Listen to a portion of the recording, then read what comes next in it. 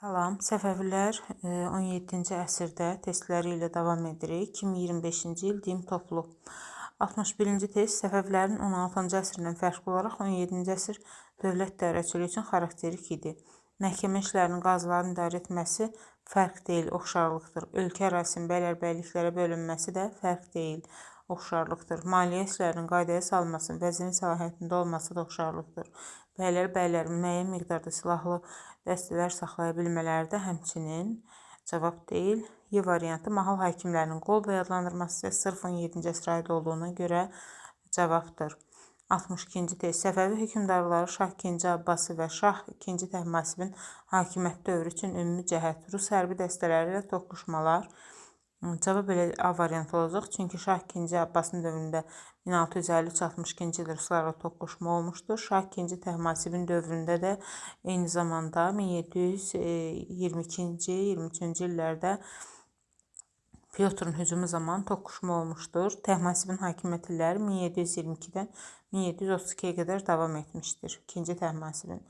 63-cü test. Səfəvi hökmdarları Şah Süleyman və Şah Sultan Hüseynin hakimiyyəti dövrləri üçün səciyyəvidir. Osmanlılarla sülh müqaviləsi ola bilməz, çünki Süleymanda biz heç müqavilə görmürük.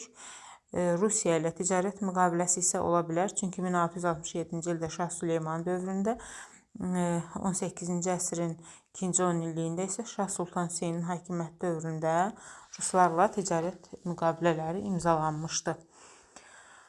64-cü test. Səfəvi dövlətinin 1616 və 1730-cu il tarixlərinə aid ümumi cəhət Dərbəndin Osmanlı qoşunlarının azad edilməsi deyil. Cavab Bakının Osmanlı qoşunlarının azad edilməsi də deyil. Osmanlılarla sülh müqaviləsinin imzalanması da deyil. Osmanlı dövləti ilə hərbi əməliyyatların yenidən başlanması olacaq. Çünki 1616-cı ildə Sərab sülhünü Osmanlılar pozur, yenidən Mərəndə gedən döyüşlər baş verir və 1730-cu ildə isə Nadir xanın Azərbaycan torpaqlarını Osmanlılardan azad etməsi prosesi başlayır və Təbriz, Ərdəbil, Kirmənşah və Həmədan ərazilərini Nadir xan azad edir.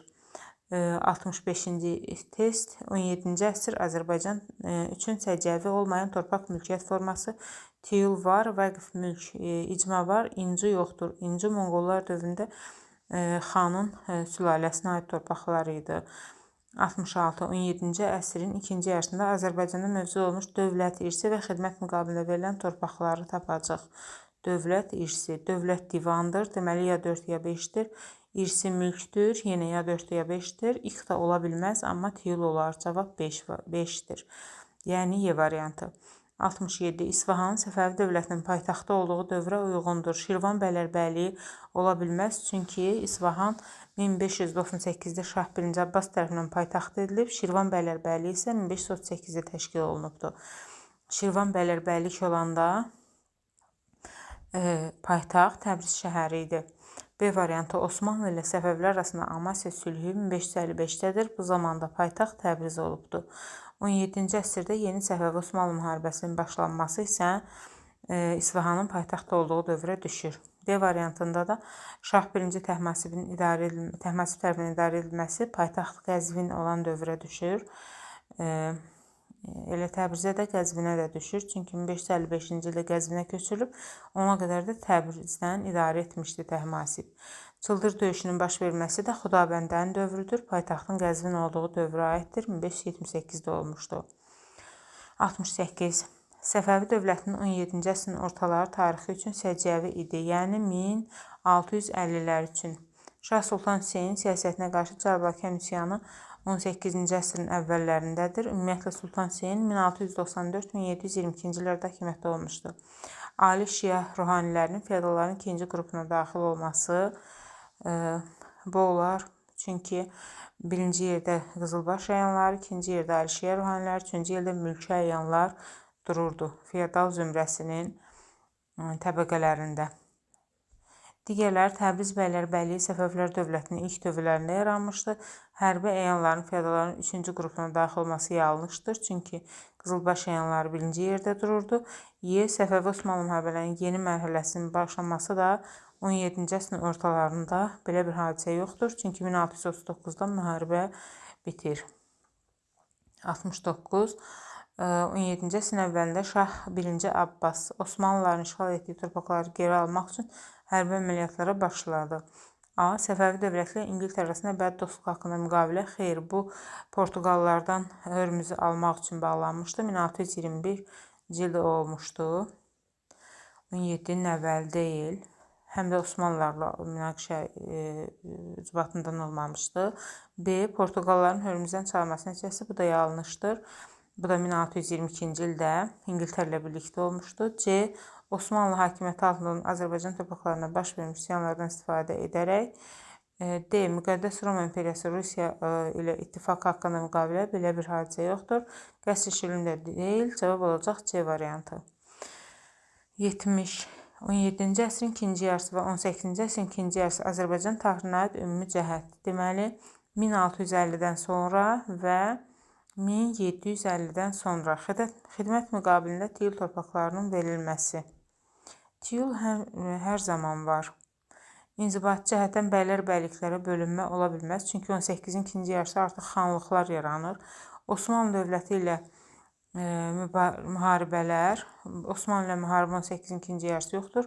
Rəncibərlərin şəxsi torpaqları, xeyr, rəncibərlər yardımçı təsərrüfatda gözətçi bağbanlardır. Kəndlilərin feodallardan şəxsən asılı olmaları, bu da yanlışdır. Azərbaycanda şəxsən asılılıq olmayıb. Cavab A-dır. 71. 17-ci əsrin sonu 18-ci əsrin əvvəlində Səfəvi dövlətinə aid ümumi cəhət. Deməli, 1690-lar və 1700-ün əvvəlləri. İnzibati cəhətdən bəylər bəyliklərə bölünməsi. Bəli, bəylər bəyliklər Səfəvi dövlətinin bütün dövrlərində var. Cavab A olacaq. Xidmət müqabilində soyurqal ola bilməz, çünki Qaraqoyunlu Ağqoyunludadır əsasən. Ümumiyyətlə 18-ci əsrdə soyurqal ləğv olunmuşdu. Artıq tiyul idi. Osmanlılarla sülh müqaviləsinin imzalanması, bu da 17-nin sonunda sülh müqaviləsi yoxdur. 1639-la bitir. Bütün 17-ci əsr boyu müqavilə olmur. Şuşanın Qarabağ bəyləbəli, bu da yanlışdır. Çünki Qarabağın mərkəzi Şuşa yox, Gəncə idi. Məhdud şah hakimiyyəti də ola bilməz, çünki qeyri-məhdud hakimiyyət idi. 72. 17-ci əsrdə Səfəvi dövlətinin idarə etmə sistemi üçün xarakterikdir. Xanın qeyri-məhdud hakimiyyətə malik olması. Xan yox, şah olar. Ona görə A yanlışdır. Xan ali hərbi inzibati mövqe daşıyırdı. O, yəni dövlət idarəçisi deyildi. B. Şahın hakimiyyətində Ali Məclis tərəfindən məhdudlaşması, bu da yanlışdır. Şahın hakimiyyəti qeyri-məhdud idi. Vəzirin sultanlar tərəfindən təyin edilməsi, bu da yanlışdır. Sultanlar ən kiçik vəzifələr idi. Əslində, xidmət müqabilində iqta ola bilməz, çünki artıq tiyul idi. Mahalların qolbəyi, bəli, cavab olacaq Y variantı. 73. 17-ci əsrin ikinci yarısında Səfəvi dövlətinin idarə etmə sistemi üçün xarakterikdir. İlk dəfə tayfa başçılığında irsilik prinsipinin ləğvi, bu Şah Abbasın dövründə olub. Şah Abbas da 1587-dən hakimiyyətə gəlib. İslahatlar da 90-ları əhatə edir. Ona görə A deyil. Mahalların bəylər bəyliklərə bölünməsi yanlışdır. Bəylər bəyliklər böyük inzibati vahidləri idi. C. Vəzirlərin yalnız bəylər hesabat verməsi, bu da yanlışdır. Vəzirlər tək ona hesabat vermirdi. Xan tərəfindən təyin olunur. Xana hesabat verirdi. Daha doğrusu şaha. Kiçik inzibati vahidlərin sultan tərəfindən idarə edilməsi. Bəli, cavab olacaq D variantı. İnzibati cəhətdən 3 bəylər bəylik isə olmaz. Çünki 4 bəylər bəylik var idi bu dövrdə. Artıq Çorçət də əlavə olunmuşdu. 74. Şah Sultan Hüseyin və Şah II Təhmasibin hakimiyyəti dövrlərində Səfəvi dövlətinə aid ümumi cəhət. Osmanlı dövləti ilə müqavilələr imzalanması, bu yanlışdır. Çünki Şah Sultan Hüseynin dövründə Osmanlı ilə müqavilə yoxdur. Çünki o 1694-1722-ci illərdə olmuşdu hakimiyyətdə. B. Xəzər sahili bölgələrin tamamilə ruslar tərəfindən tutulması isə Hüseynin dövründə yox, Təhmasibin dövründədir. Şeybanilərlə müharibə. Hüseynin dövründə Şeybanilərlə müharibə görmürük. Əfqanlara qarşı mübarizə. Yenə də bunu da görmürük. Əhalinin və əmlakın siyahıya alınmağa başlanması. Cəhət. Şah Sultan Hüseynin dövründə bəli, Əfqanlara qarşı mübarizə olar. Cavab D variantı olacaq. Çünki Şah Sultan Hüseynin dövründə 1722-ci ildə Əfqanlar İsfahanı tuturlar. Bir də Şah II Təhmasibin dövründə 1726-cı ildə Əfqanları Nadir xan ölkədən qovur. 75. 17-ci əsrin sonlarında Səfəvi dövlətində baş verən iqtisadi böhranın daxili səbəbinə aiddir. Xarici ticarət xarici səbəbdir adından göründüyü kimi, İpək yolunun əhəmiyyətini itirməsi xarici səbəbdir, Avropada manufakturalar xarici səbəbdir, Osmanlı ilə müharibə xarici səbəbdir, dövlət aparatındakı vəzifəli şəxslərin rüşvətxorluğu daxili səbəbdir. 76. 17-ci əsrin birinci yarısı, yəni 1650-yə qədər. Niyazabad döyüşündə Osmanlı Krım qüvvələri Niyazabad 1683-cü ildədir. B variantı. İrəvanın azad edilməsi ilə Sursət vilayətinin Səfəvi hakimiyyətinin bərpa edilməsi. İrəvan 1604-cü ildə azad edilmişdi. Bəli, bu 17-ci əsrin birinci yarısını götürə bilərik. İngilis hərbi donanmasının köməyi ilə Hörmüzün azad edilməsi də 1622-dir. Deməli, 1-ə BC gedəcək. Baxaq, görə variant varmı? 1-ə BC. 1-ə BC 2 yerdə var. 2-yə A və yaxud 2-yə AC gedənə baxmalıyıq. Görək C gedirmi? Demək, 17-ci əsrin ikinci yarısı Azərbaycan torpaqlarının Osmanlılardan azad edilməsi prosesinin başa çatması. 17-ci ikinci yarısında belə bir hadisə yoxdur. Osmanlılar Azərbaycanı tamamilə 1735-də tərk edəcəklər. Ona görə də deməli 2-yə də A gedir. Rusiyanın Şimali Qafqazda möhkəmləmək cəhdlərinin mübarizə aparılır. Bəli, bu Şah demək Sultan 2-ci Abbasın, daha doğrusu 2-ci Abbasın dövründədir. 1653-1662-ci illərdə olmuşdur. Bu da 17-ci əsrin ikinci yarısıdır. Deməli 2-yə də A gedəcək. Mərənd sülh müqaviləsi isə 1618-dədir. Ona görə 2-yə getmir. Cavab olacaq 1-ə BC, 2-yə A, D variantı. Verilən hər iki xüsusiyyətin aid olduğu Azərbaycan şəhərini müəyyən edin. Azərbaycanda Cəlallilər Hərəkatının ilk çıxışı burada olmuşdu və 1603-cü ildə Osmanlı işğalından azad edilmişdi. Söhbət Təbrizdən gedir. Təbrizin ərazisi isə deməli olacaq 3. 3 də burada Y variantındadır. 78. Xəritədə deməli 1 İrəvan, 5 Gəncə, 2 Şamaxı, 4 isə Ərdəbili göstərir. 3 də Təbrizi. Əslində Urmiya gölünə baxanda Təbriz biraz yuxarıda olmalıdır. Gölün yeri düzgün verilməyib. 78. 17-ci əsrin sonunda Azərbaycan iqtisadiyyatında dərin tənəzzülə səbəb olan xarici iqtisadi amillər müəyyən edin. Qərbi Avropa ölkələrində kapitulyasiya hüququnun verilməsi, bu deyil.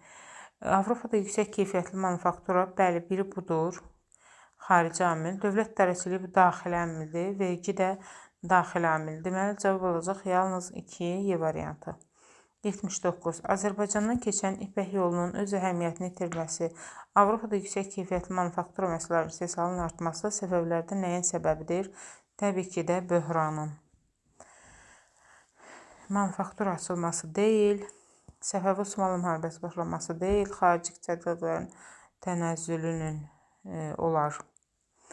Cavab D variantı olacaq. Dövlət idarəçiliyi ilə bağlı olmadığına görə C-ni götürməyəcək. İngilis tacirlərinə gömrükçü ticarət hüququ da bizdə verilməyibdir. 80. 16-cı əsrdə Osmanlı ordusunun Buqurt yaxınında məğlub olması 1554-də Süleymanın 4-cü yürüşündə Osmanlılar məğlub olub. Deməli, 1-ə A gedəcək. Səfəvilərin Cəlali dəstələrinin köməyi ilə Osmanlılara qarşı döyüşməsi. Cəlallilər hərəkatı var 16-cı əsrin sonlarında. 1-ə AB, Səfəvilərin Osmanlılara qarşı yandırılmış torpaq taktikasını tətbiq etməsi də bəli, bu da müharibədə var. Bəs onda nəyi götürməyəcək? Digərinə baxaq. 17-ci əsrdə Qaradağ, Ərdəbil, Xalxal, Zəncan, Qəzvin, Lənkəran əraziləri istisna olmaqla Azərbaycan, Şərqi Gürcüstan, İranın bəzi qərb torpaqlarının Osmanlılar tərəfindən ələ keçirilməsi bu 17-ci əsrdə deyil, 1590-cı il İstanbul müqaviləsidir. Ona görə 2-yə A gedən variant götürməyəcək. B variantı Səfəvi ordusunun Bağdad, Kərbəla, Nəcəf, Mosul və Kərkük şəhərini azad etməsi. Bəli, bunu 17 götürə bilərik, çünki bu 1621-22-ci il Şah Abbasın əməliyyatında olmuşdu. 2-yə mütləq B götürəcəyik. C-yə baxaq. Çıldır gölü yaxında döyüşdə sayıca üstünə Osmanlılar da yanlışdır. Çünki Çıldır 1578-dədir. Deməli, 1-ə yalnız B gedəcək. 1-ə yalnız B gedən də variant Y variantıdır. Onda 2-yə də A və C-ni götürübdür. 81. Xəritədə ərazisi xüsusi işarələnmiş Azərbaycan şəhərlərinin 17-ci əsr tarixinə aiddir. Deməli, burada Çoxsət Bələrbəliyini götürübdür. Qarabağ Bələrbəliyinin mərkəzi olması İrəvanı deyir. Müstəqil xanlığın mərkəzinə çevrilməsi, Şah 1-ci Abbas tərəfindən azad edilməsi tarixinə aiddir, 17-ci əsr tarihinə aiddir. 17-ci əsrdə xanlıq yox idi orada. Onda Şah 1-ci Abbas tərəfindən azad edilməsi olacaq. Çünki 1604-cü ildə İrəvan şəhəri azad olunubdur. Dəbil əmirliyi bu dövrdə deyil, 951-ci ildədir. Ərazisində müstəqil sultanlıq da ola bilməz. Çünki xanlıq, sultanlıqlar 18-ci əsrdə yaranıbdır.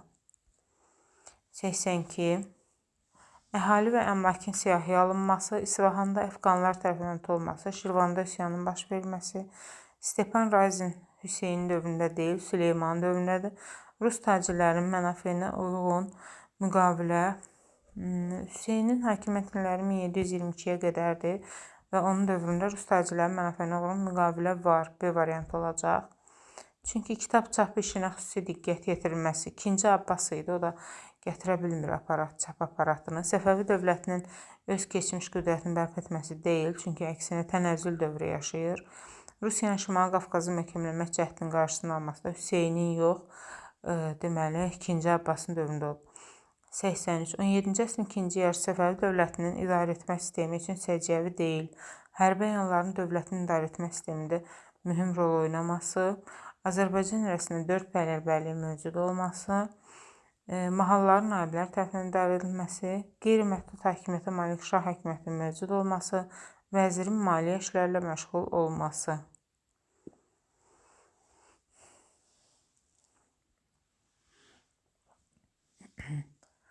Deməli, vəzir maliyyə işlərlə məşğul olur, qeyri-məhdud hakimiyyətə malik şah hakimiyyəti mövcuddur. Mahallar naiblər tərəfindən idarə olunur. Azərbaycan ərazisində 4 bələrbəllik mövcuddur. O zaman cavab A olacaq. Hərbi əyanların dövlətin idarə etmə işlərində mühüm rol oynaması. 84. 83-cü testdə bir də baxaq. Deməli, burada əslində hərbi əyanların dövlətin idarə etmə işlərində mühüm rol oynaması cümləsi var idi. Çünki əvvəl buna oxşar bir test var idi. Orada 16-17-ci əsrlərin oxşar cəhət kimi götürmüşdük. Hərbi əyanların dövlətin idarəsində mühüm rol oynaması.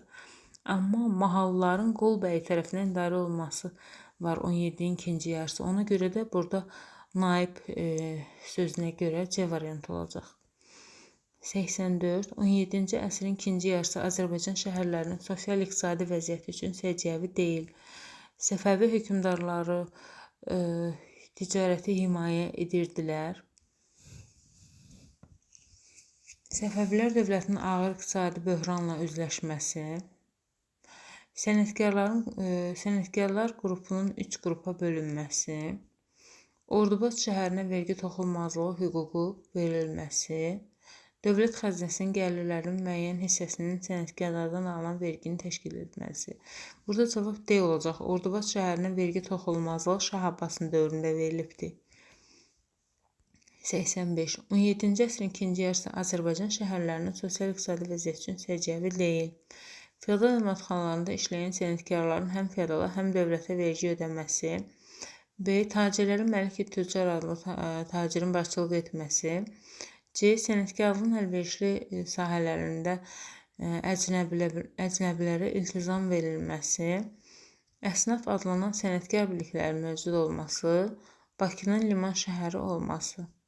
Bunlar hamısı doğrudur, amma sənətkarların əlverişli sahələrinin əcnəbilərə iltizamı verilməsi cümləsi nəsə xoşuma gəlmədi. Deməli, cavab C olacaq. 86-cı test. Şah II. Abbasın Səfəvi dövlətində hakimiyyətə başladığı ildə İngiltərədə. Şah II. Abbas 1642-ci ildən 1666-cı ilə qədər hakimiyyətdə olmuşdu. 42-ci ildə isə İngiltərədə vətəndaş müharibəsi olmuşdu. 1642-46 cavab A variantıdır. 87. Şah II. Abbas Səfəvi dövlətində hakimiyyətdə olduğu illərdə İngiltərədə, yəni 1642-dən 1666-ya qədər Respublika İdarə Üsulu yaradıldı. Bəli, 1649-da yaradılıb İngiltərədə Respublika. Digər cavablara baxaq.